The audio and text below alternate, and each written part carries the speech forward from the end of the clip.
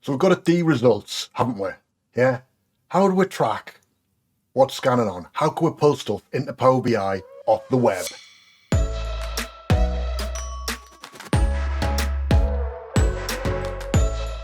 Alright lads and lasses, just a quick little video just to show you really one of the things that we can do. Now, in the video that's gone out tomorrow, we've got all sorts of stuff in there and it's kind of showing this piece, and I thought it's important, or rather one of the test audience I showed it to said, how'd you do it? Show us what you've done, right? So I do a quick video, doesn't take long. Basically, what we've done is we've read in from this website, right? ESPN, right? Easiest place I could find. It works really well, and I'll take you through how we do it, yeah? So how about we switch on our into the demo view. Let's see how it goes. So how do we do this? It's not as difficult as it looks, right? The main thing we've got to do is be able to read in from a spreadsheet. Sorry, it's not from a spreadsheet, from a web page. So how do we do this? It's simple. We've got a URL already, yeah? So we've found a results screen on this website. Okay, it's got a nice URL we can see here. So all I'm going to do is I'm going to copy it. So I'll Control C to copy it. I'm going to open up Power BI Desktop, and we're going to start to actually put that into something. All right, so we've got one lovely, nice blank window. Honestly, it's much better now they've put something in it. It's been a bugbear. I've just got a blank screen. How do I use Power BI? Dead easy now.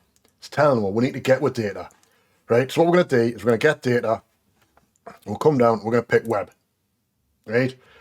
Paste in my URL. Hit OK.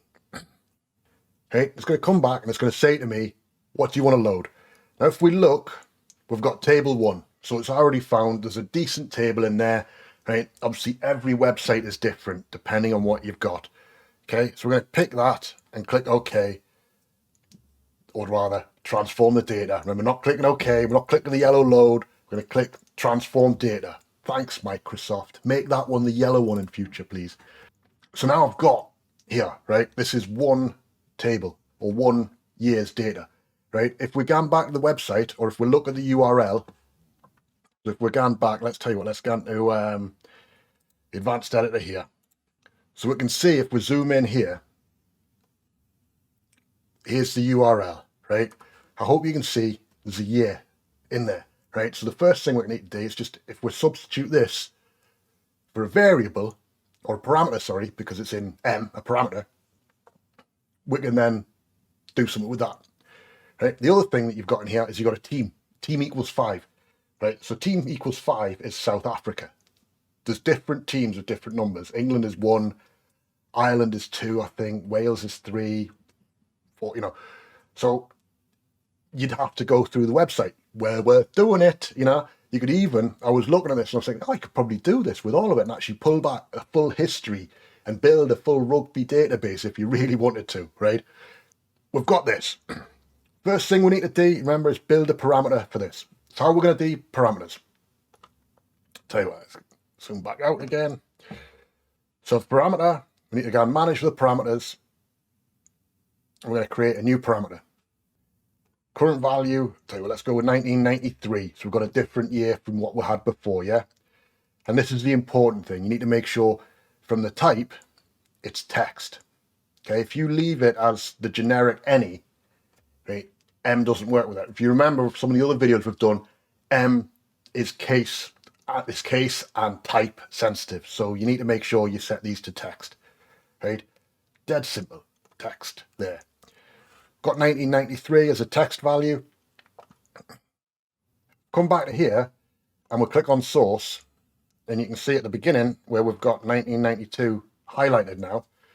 If I change this to speech mark, ampersand, because obviously we're going to put something new in, right? Year was my parameter, another ampersand there, right? And then it's going to carry on the string.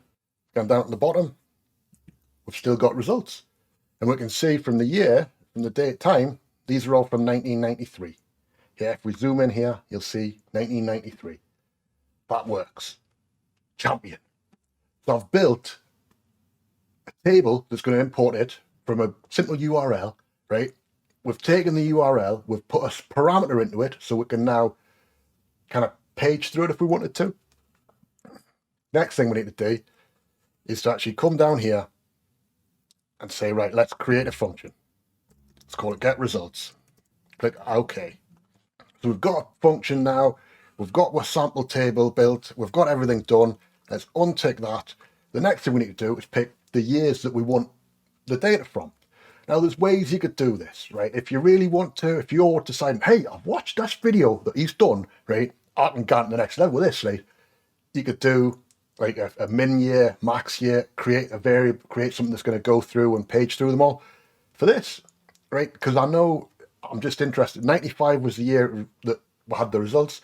Let's put in 91 to 95. Okay. How can we do that quickly and easily? The quickest and easiest way, sometimes still the case with Power BI, just entering manual data works really well, right? So we're going to put in year, 1990, 1991, 1992, 1993, 1994, 1995. Okay, and let's call this table results. Click OK. So we've now got a results table. Let's move it down into the other query so it's not part of the get results stuff. Okay, it's picked to say, oh, I think this is numbers. Right? It's not numbers. Remember, it's going to be text because the parameter that we've got is text. So we need to change that to text. Say, yeah, we're going to replace the current. Job's a good one, right? And now we're going to invoke the custom function. So we're going to add a column. We're going to invoke the custom function. Let's call it results. Get results. We've got the year. Click OK. Job's a good one. It's now gone away. Go to the website. Get the results. This has come back perfectly. So what you can see here is we've got some errors. Right? The errors are because there's no records for those dates. Right? If we go back to the back to this, you can see the years before 1989, then they jumped to 92. So there was no international games involving South Africa between those periods. Right? We kind of know why, but yeah, no international games. So that's key. What we can now do though is we can actually look and we can see how our query or the query editor site has handled that. And we can see there's issues with it. So what we could do quite easily is if we're right clicked on it and we're said to remove the errors, we've got rid of the errors. Okay? There's nothing wrong with doing that when you do a function like this. Understand the errors and you might say, yeah, there's an error, like especially with a web page you read in, there's an error because there's no values. Remove those errors and you can then proceed. We've got that and we've got the results. The next thing we need to do is expand that out. So I'm going to hit expand. We've got all that. I'm going to untick to use the original column name and then just click OK. Job's a good one, that man, I tell you. Right? So here's our results set. Next thing we're going to need to do is we're going to add some columns in. The first one we'll add, and I'll go through and do the first one with you, and then I'll speed the video up and see if we can put something in, right? Get on with it. First thing we need to do, let's find out if this is a home game or an away game. Right? Because obviously we've got teams in different columns depending on if it's a home game or an away game. What we want to do is find out based on South Africa. Right? So if it's a home game, team will be South Africa. If it's an away game, team 2 would be South Africa. So what we need to do is we're going to add a conditional column. And this is going to be home or away. So H/A. Yeah, home or away. The team or the condition is going to be if team equals South Africa, home. Otherwise, it's going to be away. Okay. So we've now got home or away as a column. What we'll go through and do the rest is now we're going to go through, pick through the results. Was it a win? Was it a loss? Was it a draw to South Africa? And how did they go through it? Yeah. So we'll do all that.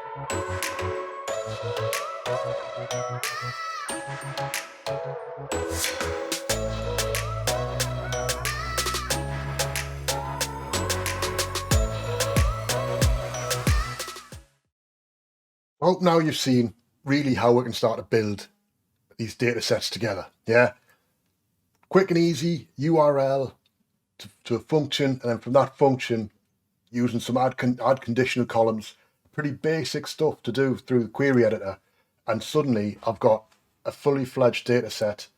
I've pulled in my calendar table, I've put a filter on that, calendar table's available to download, whole another video, put a link to it down below, right? Like and subscribe as well, of course. Let us know how you think this is gone. Right, but from here you can see we've got a list of results, everything's there. So remember, make sure you watch the video on Tuesday. It'll take you through really the discussion points around moral luck and the halo effect. Friday, we've got some more work coming through, weekend work. I hope you're downloading that, actually doing the work as well. It's nice fun bits of activities. This is another one you can really get your teeth into. So don't forget, check the description. Check geordieintelligence.co.uk as well. And you'll find there's a news article. This will all be referenced in tomorrow's video page, as well as links to download this Power BI file, how to sort it out, and links to with the URL as well. All the best. Look forward to hearing from you, or even show us what you've done with your rugby team. Cheers. Have a great week. Ta-da.